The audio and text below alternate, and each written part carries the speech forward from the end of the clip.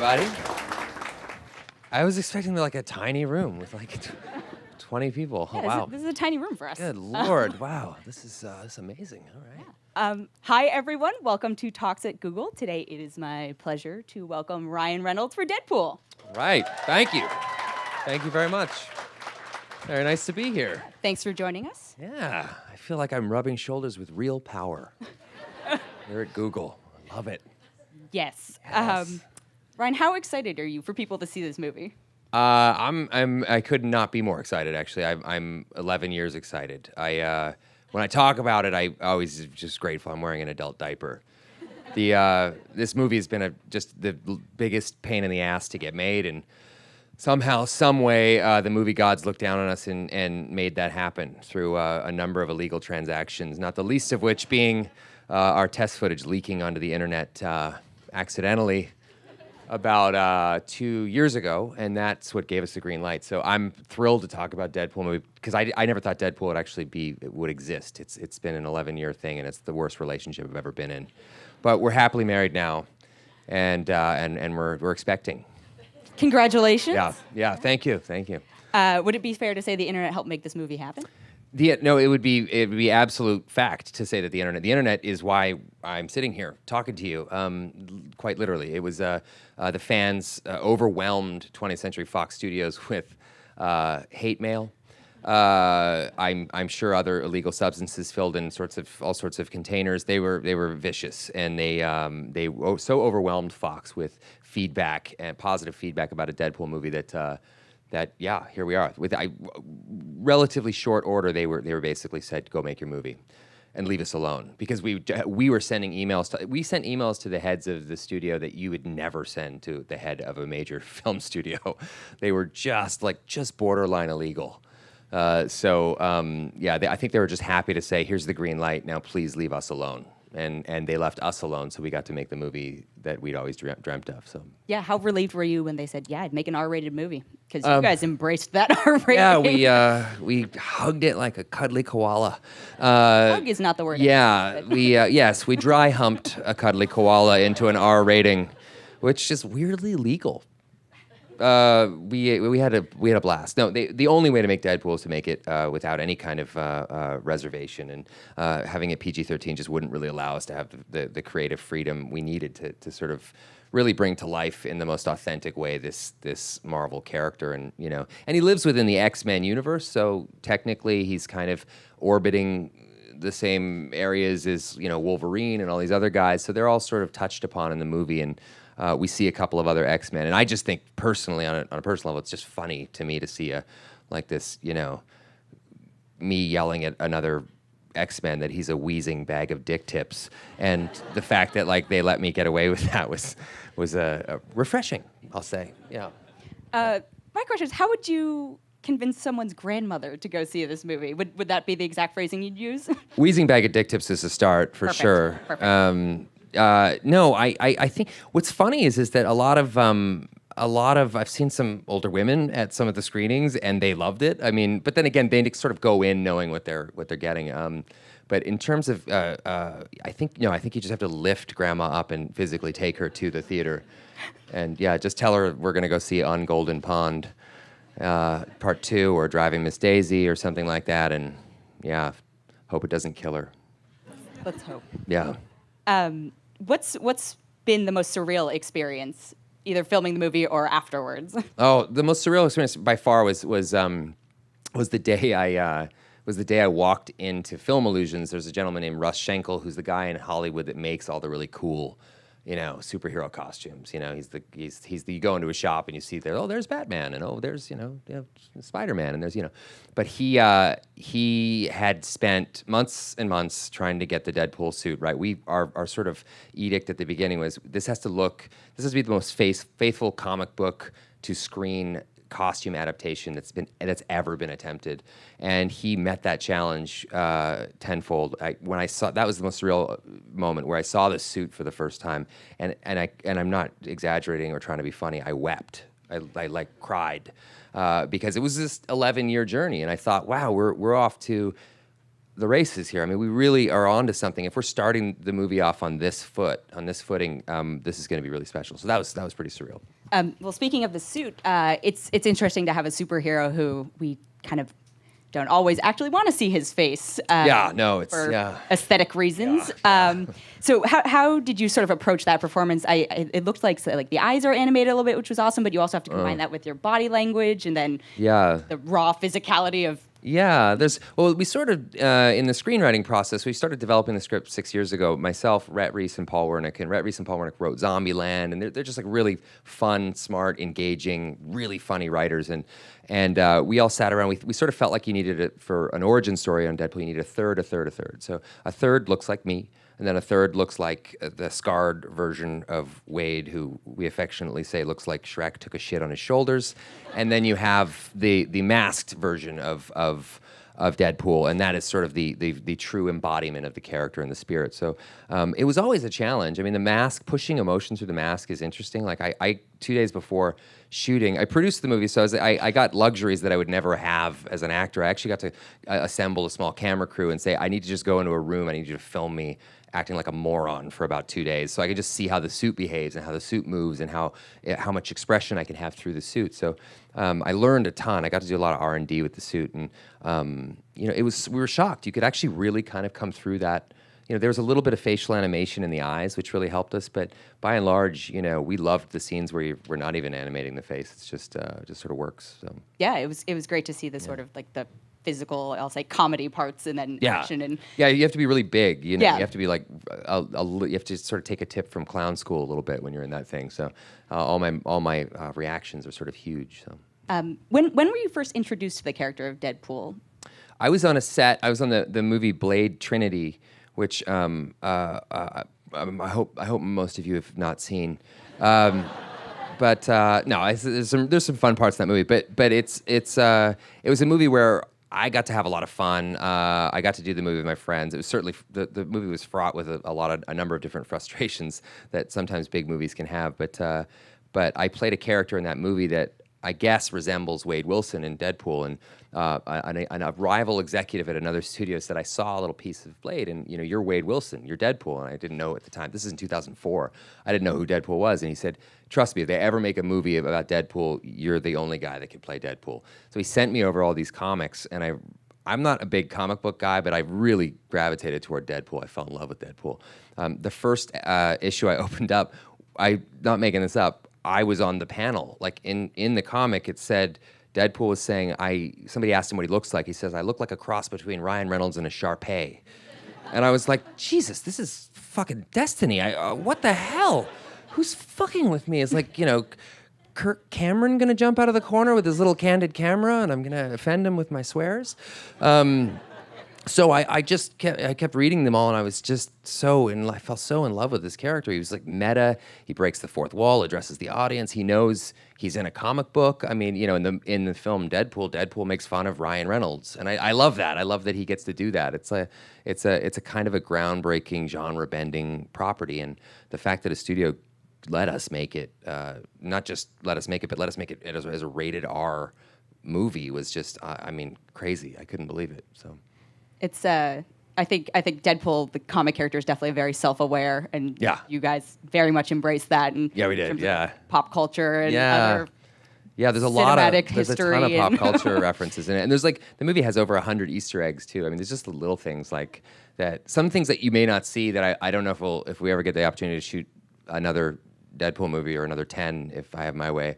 I'll use in those, so I don't want to really give them away, but there's so many great little Easter eggs. It was so much fun to plant all these things in the movie. Of what you can tell us, what was one of your favorite things to film for the movie? Of what? Probably my favorite scene in the movie. There's a scene where Deadpool attacks another X-Men, and I just like that in this moment we're really embodying the moral flexibility of the character. I mean, that's one of the things that I personally love about Deadpool so much is that he ostensibly looks like a superhero, but he's morally flexible in every way. And that to me is just you get a lot of superheroes that are tough and that talk like this and all that, But Deadpool's he genuinely is a guy that'll just sort of help out whoever has the fattest wad of cash, and I love that about him. And so there's a scene where his ego gets bruised and he just attacks this X-Men named Colossus. And the scene, he ends up breaking every bone in his body attacking Colossus. And I just love that scene because he just never shuts up. The whole time he just keeps this running editorial going of everything that's happening. And that to me was a lot of fun. So every bone. It was. Yes. He's not graphically too. Exaggerating. Yeah. What's one of the things that you did in the preparation process that you weren't sort of expecting to have a large effect on playing the part? The prep for me was easy. It was basically being eased out of my mother's womb, and then being fed enough to grow into adulthood, and then beginning filming. I mean, to me, it was a matter of that marriage between myself, Rhett Reese, and Paul Wernick, and just finding these two writers that so understood everything that we were trying to do. And those guys have been such a privilege to not only to know, but to work with. Also, the thing I love about Deadpool is the marketing campaign is an extension of the film, which is not normal. You know, most times when you have a character that breaks the fourth wall and addresses the audience directly, the possibilities for a film are obviously limitless, but so is the marketing. So for me, the marketing's been a lot of fun. We've been shooting, I think we've shot over 40 viral videos, maybe only 12 or 15 we've released. That we have so many. I mean, it's just an embarrassment of riches. But half the time it was just me and my iPhone, just shooting myself at the trailer or wherever, and while we were shooting. So that part's been amazing. I think you guys have done a great job of building the excitement amongst the fans. Yeah, it's hard. Well, not that many people knew about Deadpool a year ago, and I feel like they've done a great job of really introducing him to the uninitiated as well. So, what's been one of the greatest sort of fan experiences? Because I think there's a very rabid audience who's excited. Comic-Con, man. I mean, Comic-Con was crazy. I was nervous because the last time I was at Comic-Con was I was there for Green Lantern, and that was tough. Like you're. So, you sort of feel like, I'm so close to Deadpool and I'm so intimate with it that, like, I have zero objectivity. I mean, absolutely zero. So walking into Comic-Con, everybody's laughing and smiling, and Rhett Reese and Paul Wernick and Tim Miller, the director, and everything, they're all just laughing and backslapping, and I just am sheet white and terrified because I have no idea how this is. I'm too close to it. So then when our presentation played, we showed them about 3 or 4 minutes of the movie. And it finished, and they were all on their feet, and then they started chanting one more time, and on the side stage, I looked over there and I could see the studio head, who had waited 10 years to greenlight the movie, just looking at me like with this smile on her face, like, well, there you fucking go, And Hugh Jackman was actually standing next to her because Wolverine, they were doing Wolverine presentation next, and he actually told them to say, play it one more time or they're gonna fucking riot. So they played it one more time, our presentation, and that to me was like, I was so surreal. It was such a magical moment. I mean, just for everybody, because we didn't make the movie on. I mean, I always joke, like, our budget for Deadpool was what, most superhero movies spend on just cocaine. So, like, for us, it was, we didn't have, $200 million to sort of make all our dreams come true. Every single cent counted. And Tim Miller, our director, is like, he's a visual effects guru. He owns a visual effects company. So he made every dollar magically turn into 10. I don't know how he did that. And I'm so grateful to him for like making everything, us being able to realize our vision for the movie and really kind of put everything that was on the page on the screen at a cost that you can't tell we compromised. I mean, it still feels like you're watching one of these movies with these massive budgets and but just way less recreational drugs. So would cocaine fall under craft services, you think? I don't know. It's funny, but like, obviously that never happens anymore. But well, maybe it does. But the back in the '80s, you'd always look at they'd always talk about like the line costs on a movie and stuff, and there'd always be this like miscellaneous line that was like $80,000, and they'd just be like, oh no, that was just individually wrapped Norwegian toffee, and you're like, right, whatever you gotta call it. Yeah. We're going to take audience questions in a moment, if anyone wants to line up. Thank God. No, I'm kidding. You've been doing great. You've been doing so great. You've been doing amazing. Thank you very much. Thank you very much. Thanks, everyone. It's my 2 weeks' notice, and I'm out. Dana, big hand for Dana. Please, come on. She's amazing. You've been doing amazing. Thank you very much. Right? Thank you. I think a lot of people on the internet were curious, were there any on-set shenanigans? And if so, can you tell us about any of them? Wow.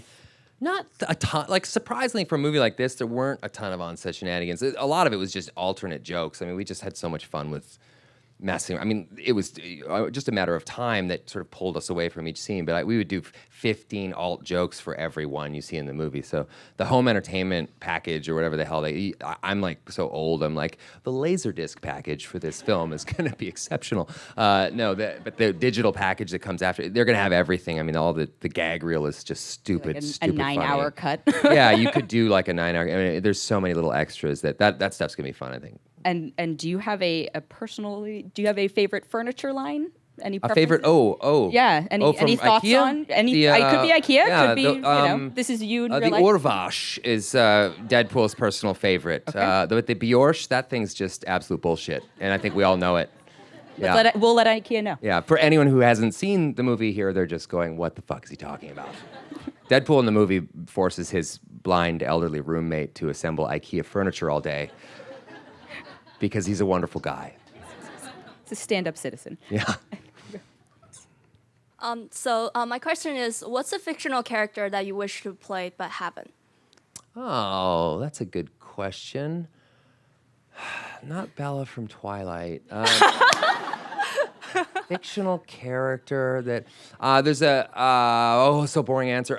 There's a great prison baseball player named Blackie Schwam from I think the 20s or the 30s, and he was known as the greatest prison baseball player ever. He was a pitcher, but he was totally debilitated by alcoholism, and I've always been sort of totally fascinated by his story, and so I would love to play Blackie Schwam in a movie that nobody will ever make.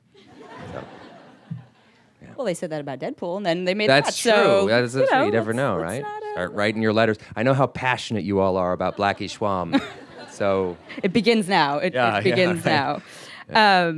Actually, what of your other acting experiences you bring us? There's a moment that I was sort of reliving your performance in like Buried. Oh yeah, where I was like, he's just really good at like freaking out in a small space. Yeah, like, yeah. Were there any moments you're like, oh no?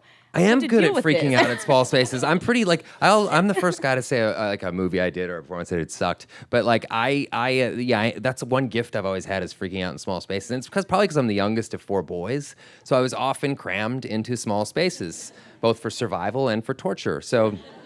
But yeah, in the movie, in Deadpool, I certainly I'm choking to death and I'm being tortured and I am fine with it. But the problem is it blows all the blood vessels in my face, so they have to end up like putting a lot of makeup on to cover up my horribly blood vessel blown face, and then put your horrible face on in makeup later. Okay. Scar makeup on over top of that. Yeah. So awesome. Yeah. Hi. Hi. What is your favorite movie other than Deadpool? So what is the movie that you're most proud of? That I am most proud of? Yes. Oh, probably Buried. I mean, it was really difficult to do, and everyone said it was impossible, and I loved that experience. We shot the whole thing in Barcelona. The whole movie takes place in a coffin, for those of you who don't know, and it's just a real Hitchcock kind of thrill ride, and so I love that movie. I still don't know why we shot it in Barcelona and we couldn't just do it in my living room, but whatever. I don't make the rules. So, yeah. Thank you. You're welcome. Thank you. Hello. Hello. So, about the last time you played Deadpool, was there like an agreement that if you played that less entertaining version that you would get to like do a full Deadpool movie? Actually, yes, there fucking was. No, true. I remember they said I sort of got the script, and it was during the Hollywood writers' strike, so there was no writers. So it basically said Deadpool shows up, talks really fast, annoys everyone around him. So for the whole first half of that movie, I play Wade Wilson, and I'm just yada yada yada the whole time, and I just had to make up all my dialogue because there was no one to write it, and I had fun. I love doing that stuff. So. But the second half, Deadpool, they sew his fucking mouth shut. Right, he doesn't talk at all. Yeah, let lasers come out of his eyes, and he has like weird knives that fly out of his hands. And I remember saying, that's really gonna anger some people. That's not Deadpool. And they basically said, well, you can play him, or we can hire, someone else to play him. I don't, they pick your guy, and he can play. So for me, it was a little bit, I was a little bit. Blackmailed. I just said, all right, let's do it, I guess, and let's see what happens. And then, what's funny is I probably shouldn't be saying this, but which is why it's awesome. After the movie was just about to come out, Wolverine was just about to come out, I got a call from one of the executives of the studio. He said, "Where are you?" And I said, I'm up in Canada. He's like, "We need you to fly here right now." And I was like, "What's wrong? What's going on?" It's like, "We've tested the movie and people are very upset about the Deadpool, about everything we did to the Deadpool." And I was like, "You fucking did it! I told you! So we shot this little tag that happens at the very end after the credits where Deadpool's severed head is on the ground, and I open my eyes and my mouth is now open, and I go, shh. And it was just so dumb, but we did it anyway, I guess, to sort of make people think that there might be another Deadpool after that. Then it just rotted and died on the shelves of Fox forever. They never wanted to make a Deadpool movie after that, so yeah. Perfect. Yeah. But we made the right one now, so there you go. Looks great. I can't wait to see it. Cool, thank you. Hey there. So in the movie, you and the taxi driver have a great relationship. Oh, yeah. The question is, why does he keep driving you around, and did he get compensated for the movie? Yes, we paid all our actors. It was low budget, but they were definitely paid. And no, in the movie, Dopinder is not compensated, unfortunately. Deadpool only pays him in a crisp high five. And at one point, he gives him a crisp 10. It was really and some life advice. But no, Dopinder is that name comes from my friend in high school. No, sorry, elementary school. I went to school with this guy named Dopinder, and it's actually we're paying tribute to him. He was killed. He was struck by lightning, which is so just utterly crazy. Don't laugh. No, I'm kidding. They're all laughing about it now. It's fine. And that's Dopinder is a tribute to this guy Dopinder that I knew in school. He's a really cool guy. Yeah. Thank you. There you go. There's more information than you ever wanted. Yeah.